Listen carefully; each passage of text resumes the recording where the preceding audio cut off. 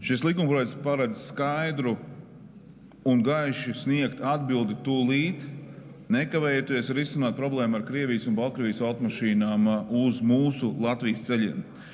Problēma jau nav tikai policijā, ceļu policijā, bet arī mūsu pašvaldībās. Šīs mašīnas parkojās, nihiliski izturās pret noteikumiem, šos parkinga sodus neapmaksā.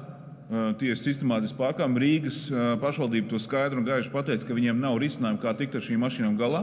Sodus viņi neapmaksā un rada hausu un skaidri demonstrē savu attieksmi. Un policijai, ceļa policijai un pašvaldības policijai reāli nav risinājumu, nav ko teikt, ja viņi aptur šādu automašīnu. Viņam nav rīcība, kā tālāk rīkoties. Tāpēc, numur viens, šis beidzot ieviesīs šo 3 mēnešu atskaites punktu, kad sākās atskaite, tad 12. septembris, un 3 mēneši iztecēs 12. decembrī.